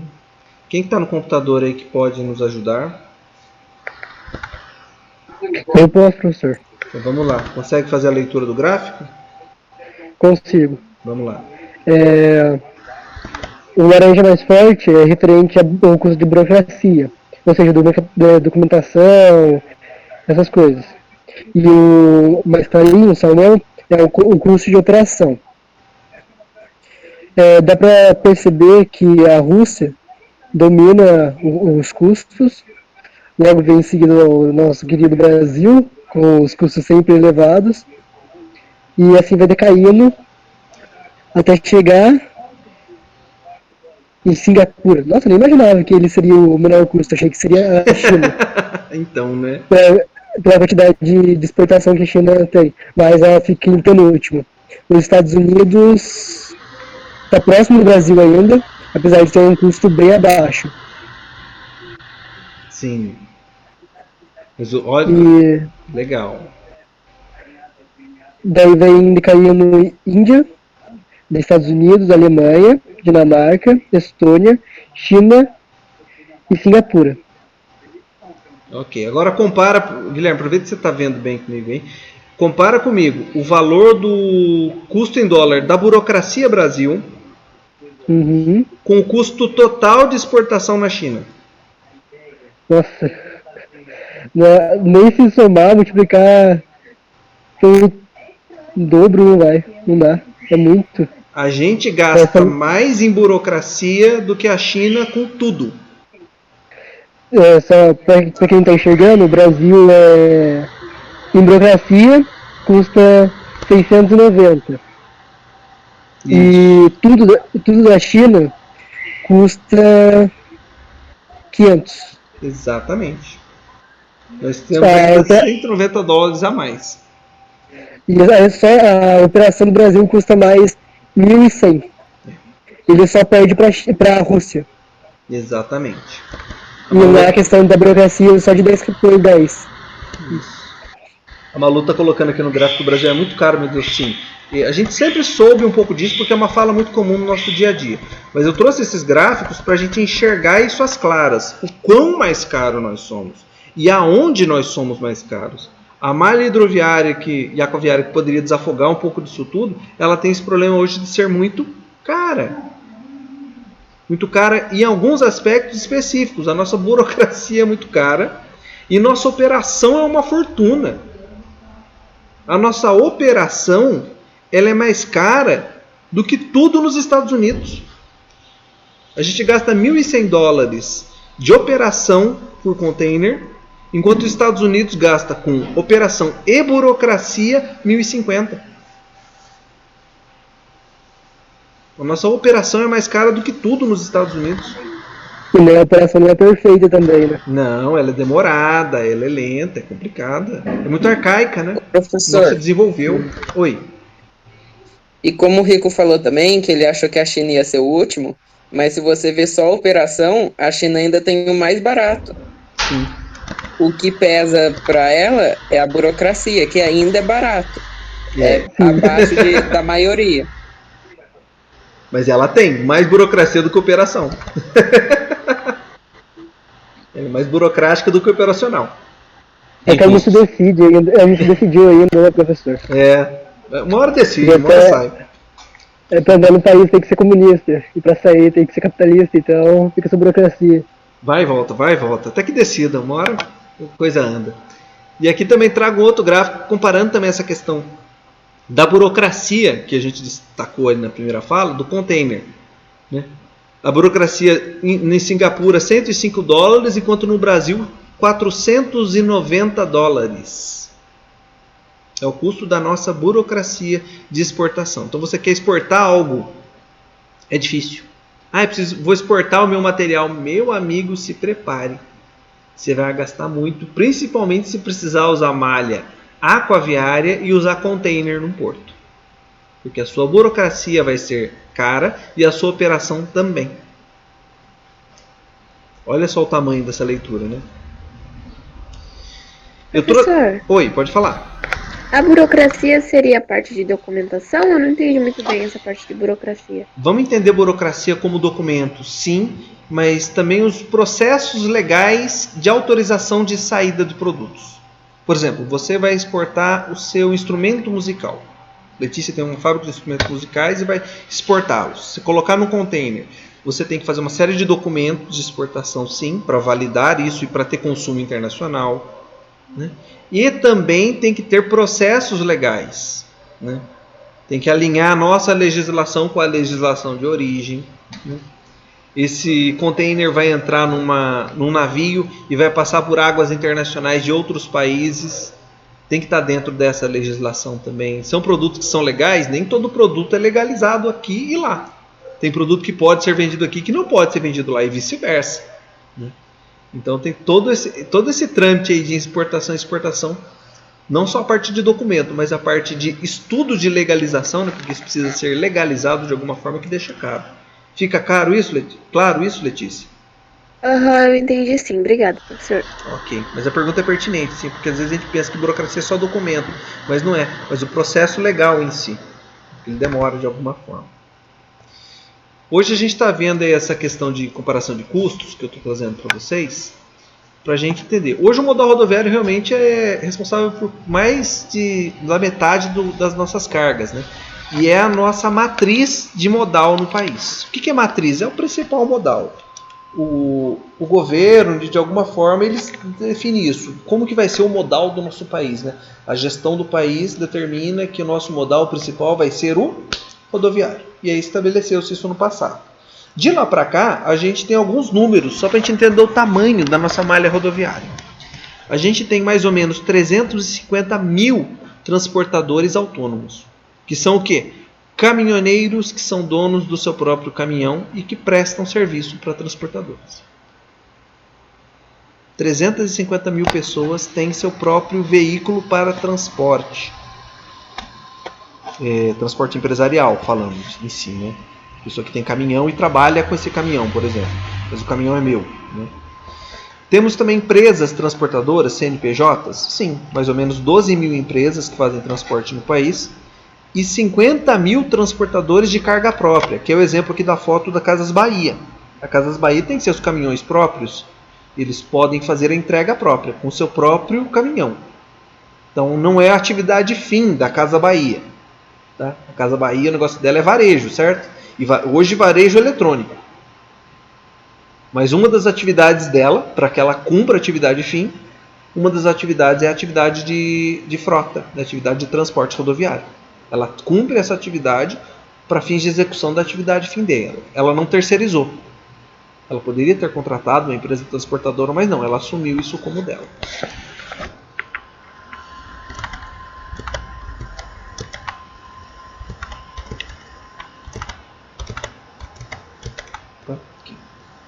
E eu vou abrir uma discussão rapidinho, não sei se alguém aqui sabe. Vocês têm noção de quanto custa um caminhão hoje? 100 mil? 100 mil, quem dá mais, quem dá menos, dou-lhe um, faço ideia. Acho que deve custar uns 150 para mais. 150 Porque mil. Eu acho que 100 mil é pouco ainda. Acho que deve ser uns 150 mil. Mas você está falando de um usado ou de um novo? Novo. Okay, um caminhão novo. Acho que 150. Eu acho que uns 230 por aí. 230 Depende da mil. marca. Legal. Depende do caminhão, né, professor? Do tamanho. Sim, depende do modelo. Professor, se for um menor, é mais barato, mas... Sim. Se eu não me engano, meu tio ia ter comprado um, mas eu ia falar 21. Mas acho que não é tão barato assim, mas foi tipo uns 30, 50, não sei, mas era pequeno, sabe? Entendi. Pequeno. Um 3/4, né? Que a gente chama, caminhão 3/4 de mudança. Vamos lá. Um caminhão usado, ele pode chegar a custar até 20 mil reais. Você vai achar aí. Eu trouxe alguns links para vocês, depois eu compartilho com vocês. Se olhar no LX lá, caminhões usados, você vai achar caminhão por 20 mil reais. Mas caminhão velho, caminhão precisando de manutenção, modelo mais antigo, bem rodado. E realmente vai subindo os preços aí até chegar nos novos, né? Eu trouxe aqui um print da tela, talvez não dê para ver porque está pequenininho, mas é a tela da Mercedes-Benz. Se for um caminhão novo aí, ele vai começar entre 130 mil e vai até 525 mil, dependendo do modelo do caminhão. Então a gente está falando de uma faixa de usados aí que começa em 20 mil, vai até mais ou menos 100. E esses são a faixa dos usados. E aí se for comprar um novo é de 100 a 500. Vamos jogar nessa faixa aí. Ok? Só para a gente entender o quanto custa ter um caminhão. já que é para falar de custos hoje, o custo de um caminhão hoje é mais ou menos esse aí. Fora a manutenção, né, professor? Sim, eu estou falando só para comprar e ter para chamar de seu. Depois tem que trocar pneu. Meu padrasto, ele é entregador, ele é motorista. E ele também é mecânico, então quando o caminhão do patrão dele quebra, às vezes ele dá uma arrumada, mas nossa, vive dando problema. Não sei se é porque já é um pouco mais antigo também, mas nossa, dá muito, muito problema. É porque caminhão ele não para, né? É um veículo que está em movimento constante. Exatamente por isso o uso constante ele tende a ter manutenção constante. Se você tiver um carro e tirar pouco da garagem, ele dura bastante. Tira todo dia para você ver. Vai ter muita manutenção. Por isso que quase todos os caminhoneiros manjam de gambiarra, né, professor? Ah, tem que ser. Sempre tá quebrando na estrada, eles sempre tá arrumando. Ah, meu amigo. Fita crepe, massa epox, alicate e martelo para tudo quanto é lado. Porque vai ter que arrumar de qualquer forma as coisas com tudo. É o jeito que a gente tem. Arame barbante. Arame barbante, manda bala. E vida que segue, depois dá seu jeito. E aí, agora eu vou entrar numa dúvida, que foi aquela dúvida... Nicolas, você tinha me trazido isso e a Thaís também, a questão do custo fixo e variável. Vamos entender isso agora, comparando com o custo com a frota. Digamos que eu tenho o custo do veículo em si. O que é o custo fixo do veículo? O custo fixo do veículo, gente, é aquele que corresponde às despesas que independem de eu usar ou não o veículo. Custo fixo eu vou ter se eu usar ou se eu não usar o veículo.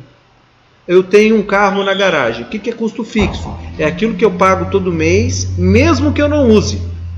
Nossa, mas eu não tirei o carro da garagem. Então, mas você tem que pagar algumas coisas. E existem custos diretos e indiretos. O custo variável, que está do outro lado do gráfico, é aquele que corresponde ao conjunto de gastos que são proporcionais ao uso do veículo. Ou seja, quanto mais eu uso, maior o custo.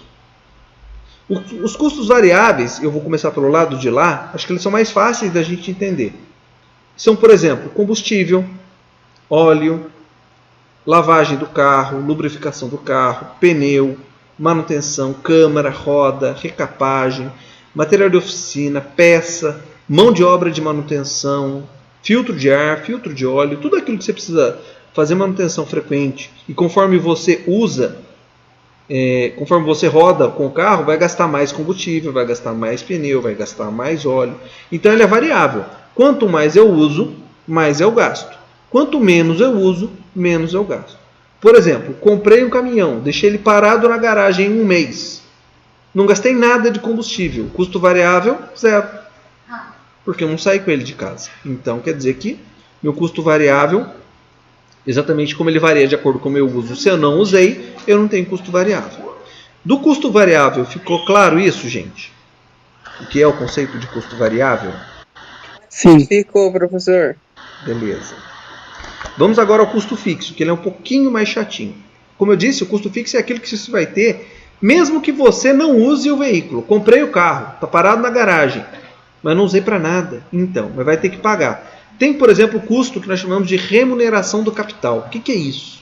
Remuneração do capital é aquele dinheiro que você perdeu porque você, ao invés de colocar num banco, comprou um veículo. Gastei 50 mil para comprar esse carro. Entendeu? Esse carro você vai usar, beleza, é um bem seu. Mas se ele tivesse colocado ele numa poupança, colocado ele num investimento financeiro, ele me renderia um dinheiro. A partir do momento que eu estou perdendo esse dinheiro desse possível investimento, que é mais ou menos essa proporção que a remuneração do capital vai fazer, ele te considera, olha, compensou ou não compensou ter esse veículo? Porque ele vai ter que ter um bem, ele vai ter que gerar um benefício para você. Ele está te custando isso, você está deixando de ganhar tantos mil se tivesse esse dinheiro investido no banco. Isso é remuneração do capital. Quem quer perguntar, perdão? A questão do tipo do IPVA. O IPVA ele é um custo fixo? Sim, bom exemplo. Você vai ver isso dentro do licenciamento. Está aqui como custo direto, licenciamento. Licenciamento. Você tem que pagar mesmo que você não use. Ah, mas eu não vou tirar o carro da garagem então. Mas se eu não pagar IPVA, eu não vou poder sair com ele se eu precisar, eu não vou poder licenciar, então, eu não vou poder vender. Professor, Pode falar, Rick. Acho que a troca de óleo entra nos dois. Por quê? Porque usando o normal você tem que trocar o óleo, senão ele oxida e estraga o carro.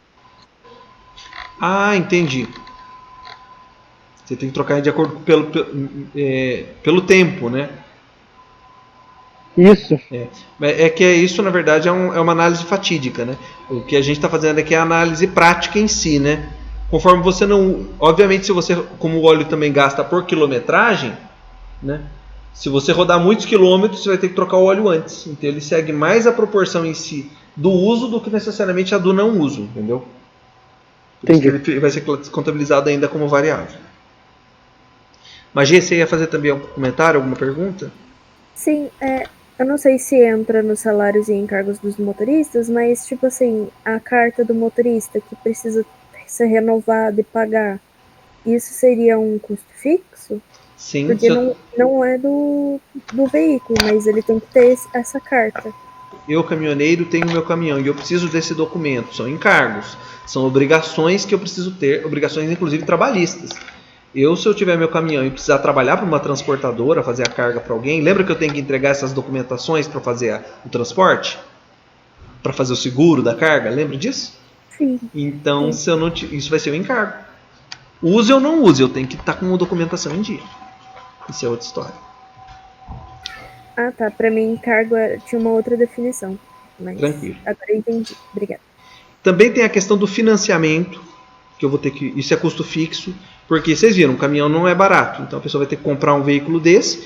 Dificilmente ela compra à vista. Então ela vai pegar o dinheiro emprestado num banco, numa financiadora, com alguém. E aí eu vou ter que pagar isso em parcelas. Isso é o financiamento. Vai passar assim, alguns anos, 2, 3, 4 anos, pagando essa dívida. Isso também é um custo.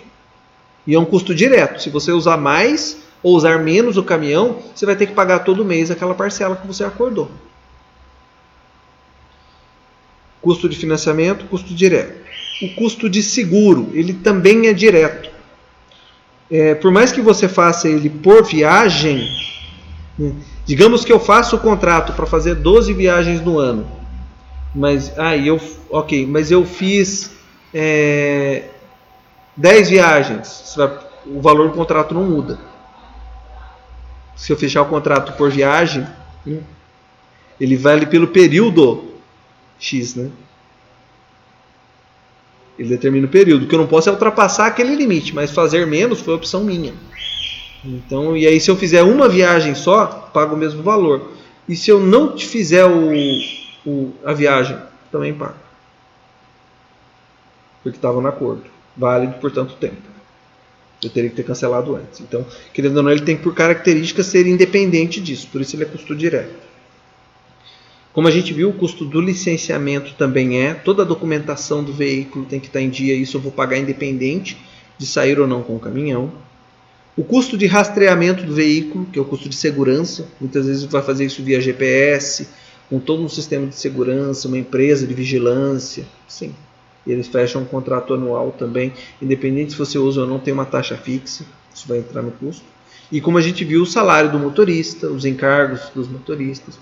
Ah, mas o motorista não vai sair e não vai viajar esse mês. Então, mas você contratou, está na carteira lá de trabalho assinado que você ia pagar tanto por mês, vai ter que pagar. E o custo indireto é o que nós chamamos de depreciação do veículo. O que é depreciação do veículo? É muito simples. Lembra que a gente foi comprar um caminhão novo por 500 mil reais? Torramos um dinheiro que a gente não tinha. Beleza, aí você vai vender aquele caminhão depois, você não tem mais 500 mil, você vai ter 400. Cadê os 100 mil? Então, esses 100 mil você perdeu como depreciação do veículo, ele fica velho. Vocês devem ter ouvido já essa conversa com seus pais, tios e tudo mais, que compra um carro por um preço e vende bem mais barato. Por quê? Porque ele vai ficando mais velho. Todo veículo, todo bem, ele deprecia. Conforme passa o tempo, ele tende a perder valor. Alguns mais, outros menos, mas o veículo em gerais ele perde muito valor. Então você compra um carro, um veículo de 500 mil reais, zero bala, beleza, saiu, deu uma volta, nossa, daqui a uma semana quero vender ele. Meu amigo, você vai vender ele como usado, Nossa, Cadu, mas eu comprei, ele está praticamente novo. Então, novo é o que está lá na concessionária. Aquele é o novo, o seu não é. O seu já é considerado usado. E vai ser vendido aí como usado. E aí perde-se um valor exatamente por conta disso. O novo é mais caro, o usado é mais barato. Essa depreciação. Por uso ou por obsolescência. Por ficar obsoleto. Por ficar velho mesmo. Por ter tecnologia antiga. Por não conseguir mais ter manutenção. Ele vai perdendo cada vez mais valor de mercado. Então agora acho que eu respondi a questão do Nicolas e da Thaís da questão da diferença de custos. Ficou claro isso, gente? Alguma dúvida, alguma pergunta disso? Thaís, você que também tinha trazido essa questão, ficou claro isso também? Não sei se a Thaís está aí. Tá. Que ela tinha colocado isso na lista, diferença de custo fixo e custo variável. Ficou claro, Thaís?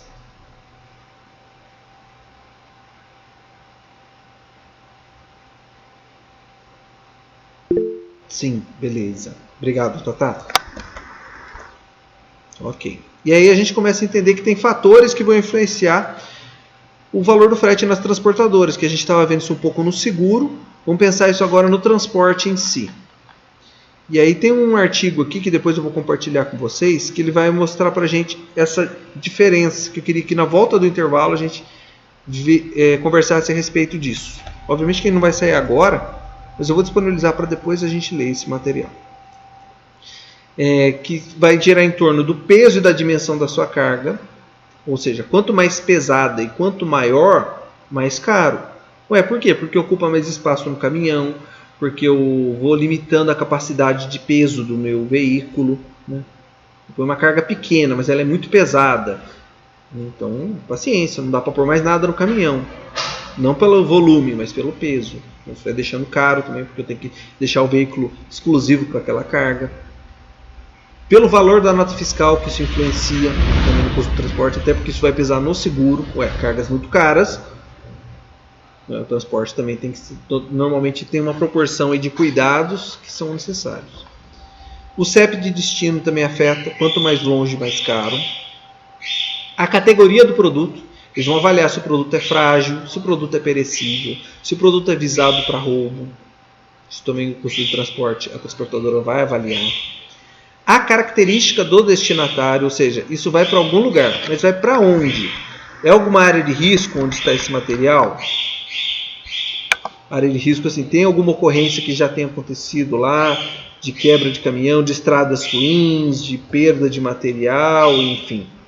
O que tem acontecido aí nessa área? Né? É difícil entregar lá. Às vezes o cara tem que parar o caminhão e não consegue deixar na porta da empresa. Ele tem que subir um morro, o acesso é impossível, o cara tem que parar o caminhão longe e descarregar tudo com carrinhos de mão por uma distância de quase 500 metros. Isso torna difícil a entrega. Então o cara vai falar, olha, é o seguinte, para entregar lá é mais caro, porque é difícil entregar, cara. Pelo prazo ser diferenciado, normalmente trabalha-se com rotas, né? O transportador vai trabalhar com rota. Vai pegar assim, olha, eu consigo entregar isso para você na segunda, beleza, esse é o preço padrão. Ah não, preciso que entregue isso hoje. Opa, então vou ter que botar um preço extra aí, porque o seu prazo é diferenciado. Então minha entrega é mais cara. Se tiver pedágio, se tiver alguma taxa específica, às vezes o caminhão tem que passar, por exemplo, se ele for pegar ali aquele trecho de Santos e Guarujá, tem que pegar um trecho da balsa, né, a taxa da balsa para se pagar, tudo isso. Os custos pós-envio, ele considera também, nossa, será que vai precisar reenviar? Será que tem que devolver? Será que vai ter é difícil entregar naquele local? Então ele vai pensar também no pós, no sentido, se tiver que recolher, se tiver serviço de manutenção e se tiver garantia a executar. Se a pessoa quiser devolver o produto, isso tudo é problema do transportador, né? Então ele tem que pensar nisso também. Dos impostos em si, que vão cair também, e sempre tem uma tarifa mínima a se contabilizar aí também nos custos de transporte. Desses 10 tópicos de custo, alguma pergunta, alguma dúvida?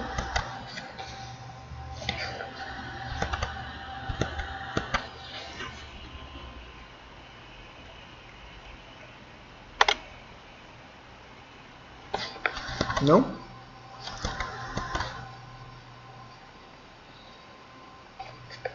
Ok. Bom, como é conteúdo de custos, a gente vai chegar numa hora que tem que fazer conta. Ok? Então vou passar para vocês aqui o material de conta já, até para poder depois fechar o vídeo, já mandar os slides, para que a gente possa fazer o exercício. Tá? O exercício é de cálculo, porque tem, quando a gente fala de custos, custos em si envolve fazer cálculo. O primeiro cálculo a gente já fez lá na nossa prévia de roteirização, que é o custo de combustível. Né? O custo de combustível ele é bem simples. E ele é um item variável. Quanto mais se gasta, maior o custo. Para calcular ele, você vai dividir o preço do litro, né? Quanto custa o litro do combustível aí, pelo quanto rende o veículo. Né? Digamos, o litro está a R$ 2,50. Ah, mas o carro que eu estou, ele faz quantos quilômetros por litro? Ele faz 9 quilômetros por litro, que é o exemplo dessa Fiorino aqui. Né? Fiorino que faz 9 quilômetros por litro com álcool, e o álcool que custava R$ 2,50 aqui. Se eu fizesse uma viagem de 350 quilômetros, eu só teria que fazer uma regrinha de 3 aqui, para poder chegar na conta e descobrir que eu gastaria R$ 97,22. Porque eu vou multiplicar depois esse resultado pelo preço do álcool. Então o custo de combustível é um custo bem tranquilo para a gente descobrir, mas ele também é variável. E ele vai considerar o preço do combustível, o veículo que eu estou, quanto ele consome, e a distância que eu vou fazer. Então são 3 fatores simples que você trabalha. Sempre assim. Além do combustível, que outros custos tem, Cadu? Temos também o custo de... Vamos lá. O custo de pneu, que também pode ser calculado como se fosse uma depreciação por quilômetro em vez de tempo. E aqui o que a gente vai fazer? A gente vai dividir o preço de um jogo de pneus, por exemplo, nesse exemplo, que pode ser unitário do pneu, vezes o número de pneus do veículo. Por que a gente está falando isso? Porque uma coisa é comprar um pneu, outra coisa é comprar 4 pneus para um carro. Outra coisa é você comprar 12 pneus para um caminhão, que tem aí 6 eixos. Ou 4 eixos com eixos duplos, enfim. E eu vou multiplicar isso também pela vida útil em quilômetros dos pneus. Digamos que eu tenho um jogo de pneus que custe R$ 1.200. E aí cada kit, cada jogo de pneu vai me permitir rodar 50 mil quilômetros. Então eu vou pegar o 1.200, vou dividir por 50 mil. E vou chegar aí uma quantidade por quilômetro que ele me permite rodar. E eu vou multiplicar isso pela toda a quilometragem que eu vou ter, para chegar no valor de 8,40, que é o custo do pneu para essa viagem que eu simulei aqui de 350 km. Então notem, de novo eu peguei o mesmo critério. O critério não é diferente. Eu peguei o valor do item, o quanto ele me permite, basicamente o rendimento dele, e eu considero aqui também a distância que eu vou usar na minha viagem, para calcular o custo do pneu. Tem o custo do combustível, que a gente viu, tem o custo do pneu e tem o custo do óleo, também que pode ser calculado. E o custo do óleo ele é calculado também de maneira similar ao combustível. Se eu for comprar 1 litro de óleo para 10 mil quilômetros, que vai custar uns R$25, eu tenho que ver quanto é a capacidade do meu carro. O meu carro vai ter aí uma capacidade para 4,5 litros. Então não posso comprar só 1 litro, tenho que comprar 4 garrafinhas e usar metade de uma ainda, quase 5 litros. Então eu vou multiplicar um pelo outro, né, para poder chegar no valor que eu quero. 4 vezes 5, vou chegar no 4,5 litros por R$25. Vou chegar no valor aí de R$112,50. Esse valor eu também vou colocar na regrinha de 3, porque eu quero fazer aquela viagem de 350 km, lembra? Então, na regrinha de 3, também vou chegar aí em R$3,94 para 350 km. Vi o custo de combustível, vi o custo de pneu, vi o custo de óleo e posso pensar também no custo de mão de obra. É outro custo que varia também. E ele pode ser calculado dessa forma também. Digamos que eu tenho o salário da pessoa, o salário do meu motorista que vai ganhar R$3.000 por mês. E ele também recebe uma diária de R$23. Cadu, o que é essa diária? É uma expressão comum para alguns caminhoneiros, que eles recebem isso por dia para fins de alimentação, e muitas vezes em dinheiro. Por quê? Porque muitas vezes ele tem que alimentar na estrada. Ele não consegue voltar no restaurante. A empresa não vai conseguir disponibilizar para ele um restaurante. Então tem que dar um dinheiro para que ele se alimente. E tem que ser em dinheiro, porque você não sabe exatamente aonde o cara vai parar e se pode aceitar vale alimentação em tal lugar, se aceita cartão de crédito em outro lugar. Então muitas vezes é feito em dinheiro exatamente para que a pessoa tenha isso em espécie. Fica mais fácil dela se alimentar em lugares que são difíceis. O que é feito aqui? Digamos que eu tenho um dia de trabalho onde vai ser feita 7 entregas. Eu pego o salário do motorista de R$3.000, divido isso por 22 dias. Por que 22? Que são os dias úteis de um mês. É o número de dias úteis que tem no mês. Então, cada dia, se eu fosse pegar o salário dele de 3.000 dividindo, cada dia ele receberia R$136,36. Esse valor de salário dia, mais a diária, que é a alimentação dele, R$136,36, mais 23, vai me dar o R$159,36, que é o valor que ele receberia no dia. Dividindo isso por 7, porque são 7 entregas, ele recebe, praticamente cada entrega tem custo de R$22,76 por entrega. Isso se fosse fazer mais de uma entrega no dia. Ok? Isso aqui, e aí tem que ficar aí atento aos encargos, mas isso a gente não vai entrar aqui porque é mais folha de pagamento do que necessariamente custo logístico. Mas é mais para a gente entender que os 4 custos principais, eles que são variáveis, são ligados a transporte, não são cálculos difíceis, mas são cálculos que vão envolver aí eu pegar 2, 3 fatores e trabalhar essa proporção entre eles. Muitas vezes uma regra de 3 me salva a pele. Até aqui, alguma dúvida? Alguma pergunta? Professor, Oi. O jogo de pneu é um pneu só? É o valor de um pneu? Então, quando a gente fala jogo de pneu, a gente fala de todos os pneus necessários. Porque dificilmente num carro você vai rodar só com um pneu, 2, 3, 4. Normalmente você vê o custo daquele kit inteiro. O caminhão já roda com todos os pneus, então é o custo dele se gastando ao mesmo tempo. E quando eu troco tudo ao mesmo tempo. Principalmente em caminhão e carros de frota, porque eles se gastam muito rápido, né? Mesmo fazendo rodízio, fazendo manutenção e tudo mais, dificilmente alguém troca 1, 2 só. Eles trocam necessariamente o jogo, né? Então você já considera o custo do jogo inteiro, de todos os pneus. Entendi. E no último slide eu não entendi por que estava dividindo por 22. Vamos lá. Divido por 22 porque são 22 dias úteis. R$3.000 é o salário mês. Ou seja, ele ganha isso por mês. Quanto é que ele ganha por dia? Então eu divido 3.000 por 22, que são o número de dias úteis que ele roda com o caminhão.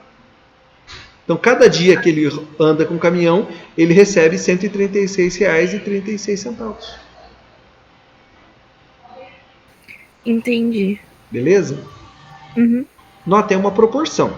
Como eu disse, não é uma equação complexa, não é nada bicho de 7 cabeças, mas ele exige um pouco dessa atenção.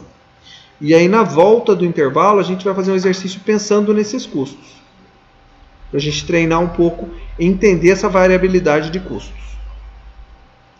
Mais alguma dúvida? Mais alguma pergunta inicialmente?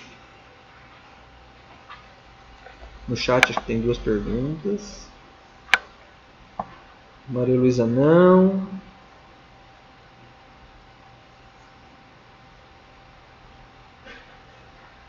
Tranquilo até aqui, gente?